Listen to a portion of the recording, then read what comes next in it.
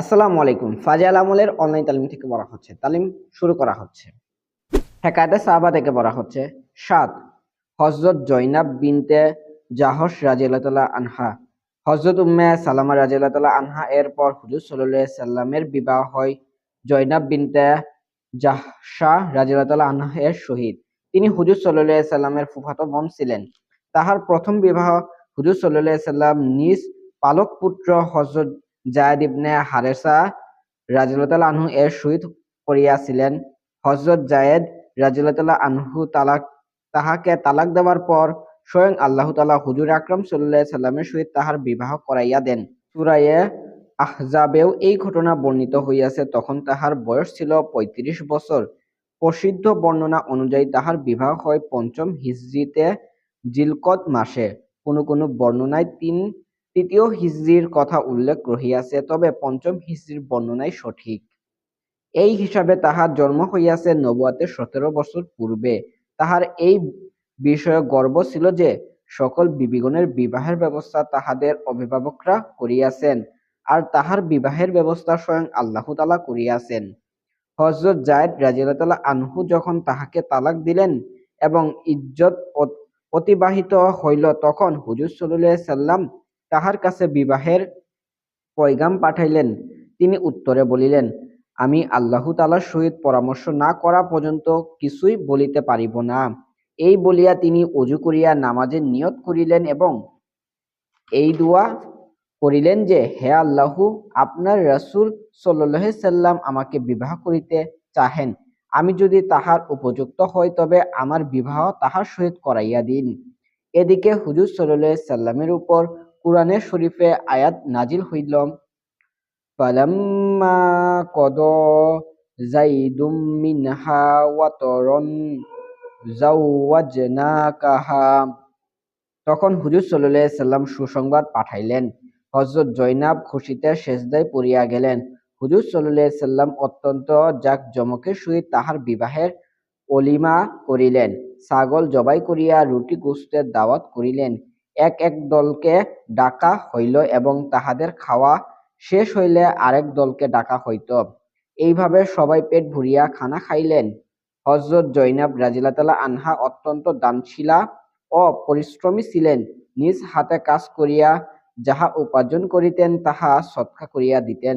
তাহার ব্যাপারে হুজুর সাল্লাল্লাহু আলাইহি সাল্লাম বলিয়াছেন, আমার ইন্তেকালের পর সর্বপ্রথম আমার সহিত সেই মিলিত হইবে যাহার হাত লম্বা হইবে। এই কথা শুনিয়া বিবিগণ সবাই বাহ্যিক লম্বা হওয়ার মনে করিয়া কাঁধ লইয়া সকলের হাত মাপিতে শুরু করিলেন। দেখিতে হযরত সাউদা রাদিয়াল্লাহু আনহা এর হাত সবচেয়ে লম্বা প্রমাণিত হইল। কিন্তু যখন হযরত জাইনাব রাদিয়াল্লাহু আনহা এর ইন্তেকাল সর্বপ্রথম হইল, তখন তাহারা বুঝিতে পারিলেন যে হাত লম্বা হওয়া বলিতে অধিক সদকা ও দান করাকে বুঝানো হইয়াছে। তিনি অনেক বেশি রোজাও রাখিতেন। ২০ হিজরীতে তিনি ইন্তেকাল করেন। হযরত উমর রাদিয়াল্লাহু আনহু তাহার জানাজায় নামাজ পড়াইয়াছিলেন। ইন্তেকালের সময় তাহার বয়স ছিল ৫০ বছর। তাহার সম্পর্কে এই অধ্যায়ে ১০ম ঘটনাতে বর্ণিত হইয়াছে। ৮ হযরত জুওয়াইরিয়া বিনতে হারেস রাদিয়াল্লাহু আনহা। হযরত জয়নব বিনতে জাহশ রাদিয়াল্লাহু আনহা এর পর হুজুর সাল্লাল্লাহু আলাইহি সাল্লামের বিবাহ হযরত জুওয়াইরিয়া বিনতে হারেস ইবনে আবি জেরার রাদিয়াল্লাহু আনহা এর সহিত হয়। তিনি মুরাইসির যুদ্ধে বন্দী হইয়া আসিয়াছিলেন এবং গনিমতের অংশ হিসেবে হযরত কাইস ইবনে সাবেত রাদিয়াল্লাহু আনহা এর ভাগে পড়িয়াছিলেন। বন্দী হওয়ার পূর্বে মুসাফে ইবনে সাফওয়ানের বিবাহাধীন ছিলেন। হযরত সাবেত রাদিয়াল্লাহু আনহা ৬ উকিয়া স্বর্ণের বিনিময়ে তাহাকে মুকাতাব করিয়া দেন। মুকাতাব ওই গোলাম অথবা বাদীকে বলা হয় যাহার সহিত এই চুক্তি করা হয় যে, তুমি যদি আমাকে এত মূল্য দিতে পার তবে তুমি আজাদ বা মুক্ত হইয়া যাইবে। ১ উকিয়া ৪০ দেরহামের সমান। ১ দেরহাম হইল প্রায় ৩.৫ আনা। এই হিসাবে ৯ উকিয়া ৫৮ ভরি ১২ আনা সমান হয়। আর যদি ১ দেরহাম ৪ আনার সমান হয় তবে ৯ উকিয়া ৯০ ভরি সমান হয়। হযরত জুওয়াইরিয়া রাদিয়াল্লাহু আনহা হুজুর সাল্লাল্লাহু আলাইহি সাল্লামের খেদমতে আসিয়া বলিলেন, ইয়া রাসূলাল্লাহ, আমি আপন গোত্রের সর্দার হারেসের কন্যা জুয়াইরিয়া। আমার উপর যে মুসিবত আসিয়াছে তাহা আপনি জানেন। এই পরিমাণ অর্থ আদায়ের শর্তে আমি মুকাতাব হইয়াছি। ইহা পরিশোধ করা আমার ক্ষমতার বাহিরে। তাই আপনার খেদমতের সাহায্যের আশা লইয়া আসিয়াছি। হুজুর সাল্লাল্লাহু আলাইহি সাল্লাম বলিলেন, আমি তোমাকে ইহা চাইতে উত্তম পন্থা বলিতেছি। আমি অর্থ পরিশোধ করিয়া তোমাকে আজাদ মুক্ত করিয়া দিব এবং তোমাকে বিবাহ করিয়া লইব। তাহার জন্য ইহা চাইতে উত্তম পন্থা আর কি ছিল? তিনি আনন্দের সহিত গ্রহণ করিয়া লইলেন। প্রসিদ্ধ বর্ণনা অনুযায়ী পঞ্চম হিজরিতে আর কাহারোর মতে ষষ্ঠ হিজরিতে বিবাহ সম্পূর্ণ হইয়া গেল। সাহাবা ইকরাম রাদিয়াল্লাহু তাআলা আনহু যখন জানিতে পারিলেন যে বনু মুস্তালেক হুজুর সাল্লাল্লাহু আলাইহি সাল্লামের সর্বসুরার হইয়া গিয়াছেন, তখন তাহারা এই আত্মীয়তার সম্মানার্থে নিজ নিজ গোলামদেরকে মুক্তি করিয়া দিলেন। বলা হয় যে শুধু হযরত জুয়ারিয়া রাদিয়াল্লাহু তাআলা আনহার কারণে 100 পরিবার মুক্ত হইয়া যায়, যাহাতে প্রায় 700 লোক ছিল।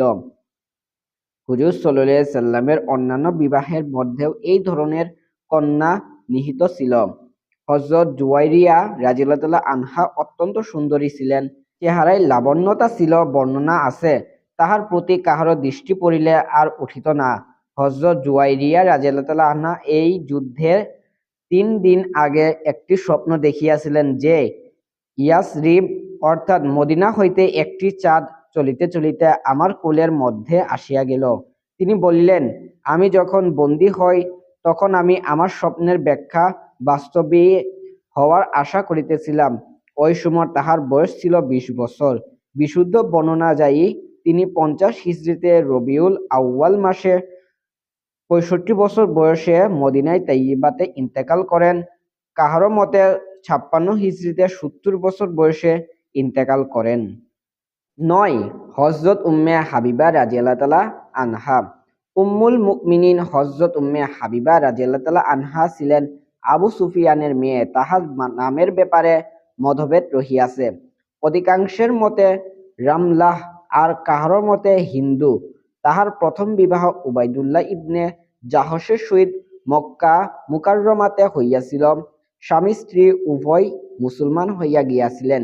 কাফেরদের অত্যাচারে অতিষ্ঠ হইয়া মাতৃভূমি ত্যাগ করিতে বাধ্য হন। উভয়ে আবিসিনিয়ায় হিজরত করেন। সেখানে গিয়া স্বামী খ্রিস্টান হইয়া যায়। কিন্তু যখন উম্মে হাবিবা রাদিয়াল্লাহু তাআলা আনহা ইসলামের উপর অটল থাকেন, তিনি ওই রাত্রে স্বপ্নযুগে স্বামীকে অত্যন্ত কুৎসিত অবস্থায় দেখিতে পান। ভোরে জানিতে পারিলেন যে সে খ্রিস্টান হইয়া গিয়াছে। এইরূপ একাকী অবস্থায় তাহার উপর কি অতিবাহিত হইয়া থাকিবে তাহা আল্লাহ পাকই জানেন। কিন্তু আল্লাহ তাআলা হুজুর সাল্লাল্লাহু আলাইহি সাল্লামের সহিত বিবাহে আনিয়া তাহাকে উহার উত্তম বদলা দান করিলেন। হুজুর সাল্লাল্লাহু আলাইহি সাল্লাম আবিসিনিয়ার বাদশাহ নাজাশীর নিকট এই বার্তা পাঠাইলেন যে, তাহার বিবাহ আমার সহিত করিয়া দাও। বাদশাহ আবরাহা নাম্নী এক মহিলাকে উক্ত পয়গাম দিয়া তাহার খবর লওয়ার জন্য পাঠাইলেন। ইহা শোনামাত্র তিনি আনন্দে উভয় হাতে যে চুড়ি পরিহিত ছিলেন উহা তাহাকে দিয়া দিলেন এবং পায়ের খাড়ু ইত্যাদি বিভিন্ন জিনিস দিয়া দিলেন। না জানি বিবাহ সম্পাদনা করিয়া দিলেন এবং নিজের পক্ষ হইতে 400 দিনার স্বর্ণমুদ্রা মোহর সংরূপ আদায় করিলেন। আরো বহু জিনিস দিলেন। যাহারা বিবাহের মজলিসে উপস্থিত ছিলেন তাহাদিরকেও স্বর্ণমুদ্রা দান করিলেন এবং খানা খাওয়াইলেন। অধিকাংশের মতে তাহার বিবাহ 7ম হিজরিতে হইয়াছে, আর কাহারো মতে 6ষ্ঠ হিজরিতে হইয়াছে। তারিখে খামির নামক কিতাবে লেখক লিখিয়াছেন, তাহার বিবাহ 6ষ্ঠ হিজরিতে হইয়াছে এবং 7ম হিজরিতে মদিনায় পৌঁছার পর রখসতী হইয়াছে। নাজাশী বিবাহের পর বহু খুশবু দ্রব্য এবং অন্যান্য আসবাবপত্র ও যৌতুক ইত্যাদি দিয়া তাহাকে হুজুর সাল্লাল্লাহু আলাইহি সাল্লামের খেদমতে পাঠাইয়া দেন। কোন কোন ইতিহাস গ্রন্থ এবং হাদিস দ্বারা বোঝা যায় যে উম্মে হাবিবা রাদিয়াল্লাহু তাআলা আনহা এই বিবাহ তাহার পিতা সম্পাদনা করিয়াছেন, কিন্তু ইহা সঠিক নয়, কেননা তাহার পিতা তখনও মুসলমান হইয়াছিলেন না। তিনি এই ঘটনার পর মুসলমান হইয়াছেন। হযরত উম্মে হাবিবা রাদিয়াল্লাহু তাআলা আনহা এর একটি ঘটনা এই অধ্যায়ের নবমে বর্ণিত হইয়াছে। তাহার ইন্তেকাল সম্পর্কে বহু মতভেদ রহিয়াছে। অধিকাংশের মতে ৪৪ হিজরিতে হইয়াছে।